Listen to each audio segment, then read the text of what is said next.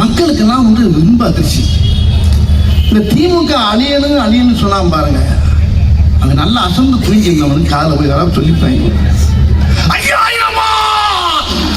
5000 போட்டாங்களா? ஏன்டா ஏன் எந்தனையும் சந்திக்கக்கூடிய அளவுக்கு அவருக்கு தைரியமும் தன்னம்பிக்கை அவருக்கு இருக்கு. அவர் ஒரு ஆள் இருக்கனாலதான் தமிழ்நாட்டுக்கும் பாதுகாப்பு, தமிழ்நாட்டு மக்களுக்கும் பாதுகாப்பு, தமிழக பெண்களுக்கும் பாதுகாப்பு, மகளிருக்கு பாதுகாப்பு, எல்லா குழந்தைகளுக்கும் பாதுகாப்பு, எல்லா செல்வங்களுக்கும் பாதுகாப்பு. இந்த கட்சி மட்டும் இல்லைன்னா சத்தியமா சொல்றேங்க, என் தாய் மேல சத்தியமா சொல்றேன், நம்மளுக்கெல்லாம் கேடுகாலமாயிரும். அந்த இந்த தொகுதியில பேசுறது ரொம்ப பொறுமையா இருக்கு. அவருக்கு 73வது பிறந்தநாள். அது ரொம்ப தப்புன்னு நினைக்கிறேன். அப்படியே பிரட்டி போட்டோம்னா நல்லா இருக்கும்ல. பாருங்க, 37வது பிறந்தநாள்னு வச்சுக்கிறோமே. ஏன்னா அவருடைய செயல்பாடுகள் கூட அப்படித்தான். என்னுடைய சகோதரி பர்வீன் சுல்தான் சொன்ன மாதிரி, இப்படி ஒரு தலைவர், இப்படி ஒரு முதலமைச்சர் நம்ம தமிழ்நாட்டு கிடைக்கிறது ரொம்ப கஷ்டம். இப்போ கொஞ்ச நாள்ல 2-3 நாள்ல கொஞ்சம் லேசா பீதியை கிளப்பிட்டாங்க. யாருக்குமே சோறு கிடைக்காதாம்னுட்டாங்க. எனக்கு தூக்கம் இல்லை. பழைய கொரோனா மாதிரி வரப்போகுது, பழைய நோட்டு இல்லாமல் வரிசையில் நின்னாங்க வாங்க, அது மாதிரி நடக்க போக மாட்டேன். அங்கே வர்ற வழியில் பார்த்தா பூரா டீசலுக்கும் பெட்ரோலுக்கும் பூரா மக்கள் பூரா நிற்கிறாங்க. ஓட்டலில் பூரா அடைச்சி விட்டான். பயங்கரமான புல நடுக்கமாகி போச்சு. கேட்டா எங்கேயோ சண்டை நடந்தா நம்ம வீட்டில் அடுப்பு எரியாது, சோறு வராதுங்கிறான், சோறு கிடைக்காதுங்கிற அளவுக்கு ஒரு பீதியை கிளப்பிட்டாங்க. அப்போ கூட நம்ம ஐயா தமிழகம் முழுவதும் ஒரு அழகாக ஒரு கடிதத்தை பிரதமர் எழுதுறாரு. முதல்ல இந்த பிரச்சனையை நாம் தயவு பண்ணி தீர்க்கிறதுக்கு என்ன வழியோ அதை பாருங்க.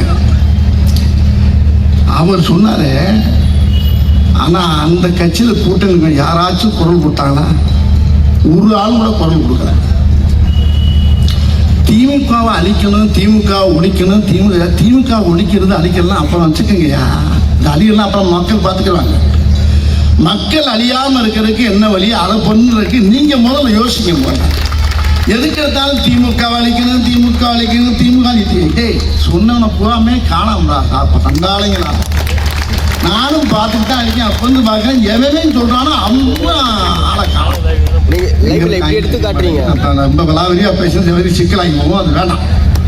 நான் ரொம்ப டீப்பா உள்ள போக விரும்பல. நானும் பார்த்துட்டு தான் இருக்கேன். எப்படி முடியும்? தஞ்சாவூர் போகிற மாதிரி நிக்குது, பெரிய வரலாற்று படைச்சு போய் நிக்குது. திமுக ஒரு சாதாரண சாம்ராஜ்யமா அது. அதை பத்தி சொல்றதுக்கு நிறைய விஷயங்கள் இருக்கு. அந்த மாதிரி சொல்றதுக்கு எந்த கட்சியிலையும் எந்த விஷயமும் கிடையாது. என்ன இருக்கு? ஒண்ணுமே சேர்த்து கிடையாது. இப்ப இடையில ஒரு சம்பவம் நினைச்சுங்க. திடீர்னு எல்லாருடைய அக்கௌண்ட்லயும் ஒரு 5000 ரூபாய் போட்டாரு. மக்களுக்கெல்லாம் ரொம்ப அதிர்ச்சி. இந்த திமுக அழியணும்னு சொன்னாம பாருங்க, அங்க நல்லா அசந்து தூங்கி இருந்தவனுக்கு காலை போய் யாராவது சொல்லிப்பாங்க, 5000 போட்டாங்களா?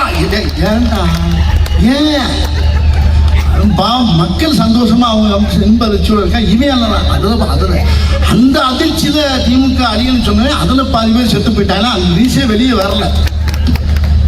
இன்னும் அவன் பாட்டுக்கு இஷ்டத்துக்கு இருந்தா 5000 போட்டு விட்டாங்க. இதுக்கு இது என்ன பிரமாதம்?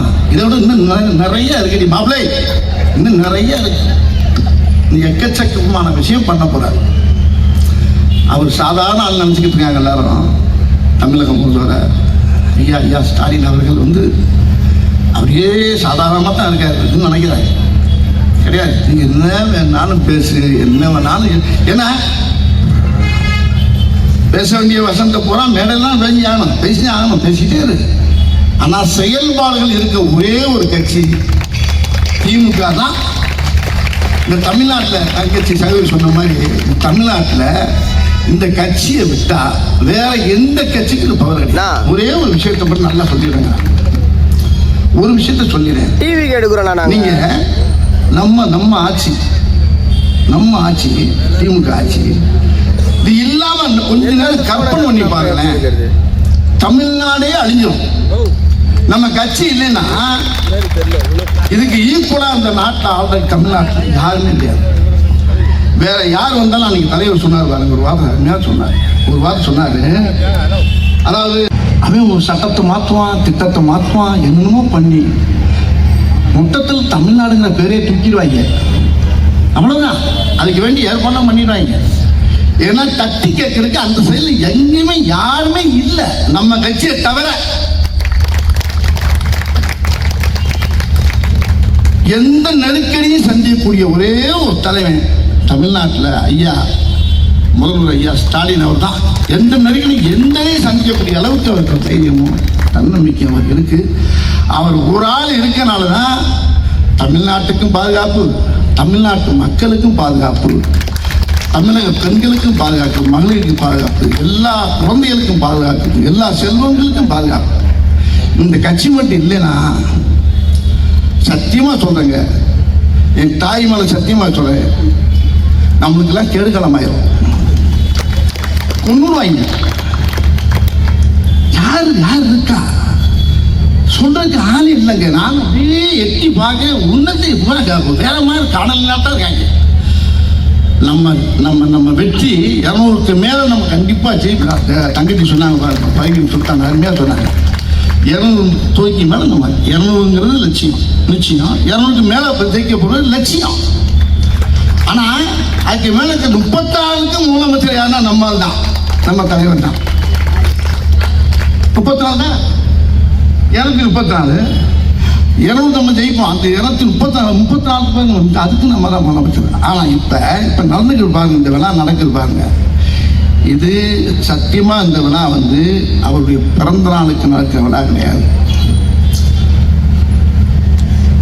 2024 அடுத்த முதலமைச்சராக அவர் வரப்போறாருங்களா, அதுக்கு பரிசா கொடுக்க போற விழா இந்த விழா. நான் இப்பயே அவருக்கு வாழ்த்து சொல்லுவேன். 2வது முறை அவர் சிஎம் ஆகி உட்கார்ந்து மக்களுக்கு இன்னும் அள்ளி இறப்பார் பாருங்க. மக்கள் நல்லா அப்படி செழிப்பமாக வாழ வைக்கக்கூடிய ஒரே தலைவர் அவருக்கு இன்னைக்கு இதை நம்ம பரிசா கொடுக்கணும். எல்லா மக்களும் சேர்ந்து, இது மக்கள் ஏற்கனவே முடிவு பண்ணிட்டான், மக்கள் ஜனங்கள்லாம் சேர்ந்து எல்லாம் முடிவு பண்ணியாச்சு. இவர் தான் முதலமைச்சர், இவரை விட்ட ஒரு ஆள் இல்லைங்கிறது மக்களுக்கு நல்லா தெரியும், எல்லா தாய்மார்களும் தெரியும். இது இந்த விழாவுக்கு சேர்த்து நடக்கக்கூடிய நம்ம பரிசா கொடுக்கக்கூடிய அருமையான விழாவை தான் இன்னைக்கு சேவர் பாபு ரொம்ப அற்புதமாக வச்சிருக்காரு.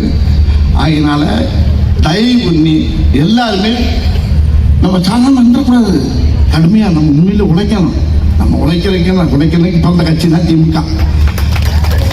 உழைக்கிற கட்சி பூராமே அப்படித்தான் இருக்கான், எல்லாருமே உழைப்பு உழைப்பு உழைப்பு. இந்த மாதிரி தங்கச்சி வயலின் சுத்தம் அப்பா அடம்புல பெஞ்சு ஓஞ்ச மாதிரி என்ன பேச்சு, என்ன ஆற்றல், என்ன அறிவு. எல்லாருக்கும் முதல்ல வணக்கத்தை சொல்லிக்கிறேன். மேலில் இருக்க பெரிய பெரிய ஜாம்பவான்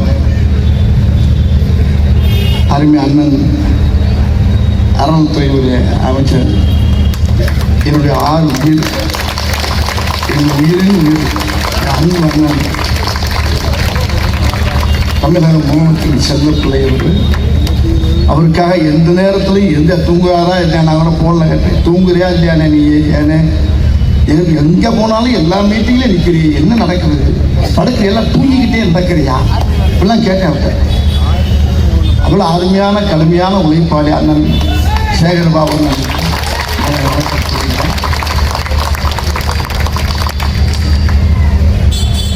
அடுத்து என்னுடைய நடிகர் சங்க தலைவர், என் பாசத்துக்குரிய அன்பு அண்ணன் நாசர் அவர்களுக்கு என் நெஞ்சார்ந்த நன்றியை நம்மளோட காமிக்கிறேன். இன்னைக்கு அவர் இல்லை நடிகர் சங்கத்தில் நாங்கள் படுற பாடு பெரிய பாடாக இருக்கோம். இன்னைக்கு அந்த அளவுக்கு அவர் எங்களுக்கு அவ்வளோ ஒரு நடிகர் சங்கத்தில் ஒரு பெரிய வழிகாட்டியாக இருக்காரு. ஒரு இங்கே இருக்க கழகத்துடைய வீரர்களுக்கும் மேடையில் இருக்கக்கூடிய அத்தனை ஜாம்பவானுக்கும் என்னுடைய அன்பு தங்கை உயிர் நோக்கி வந்த மேயர் பிரியா, இன்னும் ஒரு தீர்க்காய்ச்சா எந்த மரணமும் அவங்ககிட்ட வராது. அந்த செய்தியை பார்த்து நான் கையெல்லாம் ஆடி போயிட்டேன். கடைசியில் ஒன்றும் இல்லை, வண்டிக்கு தான் சேரம்மா, வண்டி தான் சேரமாகும், நம்மளுக்கெல்லாம் ஒன்றும் ஆகாது. அது மாதிரி இன்னைக்கு ஒரு பெரிய சந்தோஷமான நாள். 234 தொகுதியிலே முதல் தொகுதியான என்னுடைய தலைவன் தமிழக முதலமைச்சர் ஐயா இந்த விழாவில் நம்ம கலந்துக்கிறது அவர் ஜெயிச்சதுனால நடக்கக்கூடிய வெற்றி விழாவாக நான் நினைக்கிறேன். அவர் இந்த முறைமை கடமையாக பெரிய வித்தியாசங்கள் ஜெயிச்சு மக்களுக்கு ரொம்ப நல்ல செய்வார். ஆகினால அவர் தீர்க்க ஆயுஷா கையாட்சத்தோட நல்லா எனக்கு மக்களுக்கு நல்லா செய்யணுங்கிறத நம்ம எல்லாருமா சேர்ந்து பிரார்த்தனை பண்ணிக்கிறோம். ஆயுஷோடு இருக்கிறவர் அன்னைக்கு சொன்ன பார்த்தீங்கன்னா இதே மொழியில் அன்னைக்கு சொன்னேன். போன வருஷம் மார்ச்சில் இதே அண்ணன் நினச்சிக்கிட்டு நான் சொன்ன வரி தான். ஏன்னா அந்த வரியை திருப்பி இன்னைக்கு பாடுறேன்னு நினைக்காதீங்க, அதே வரி தான். ஒரு பாட்டில் சொன்ன பாட்டு தான். முதலமைச்சர் நம்மளை பார்த்து பாடுறாரு, நம்ம கழக பிள்ளைகளை பார்த்து முதலமைச்சர் பாடுறாரு. அதே வரியை நான் ஒரு 4 வரியும் மறுபடியும் பாடி உங்களுக்கு ஞாபகப்படுத்துறேன்.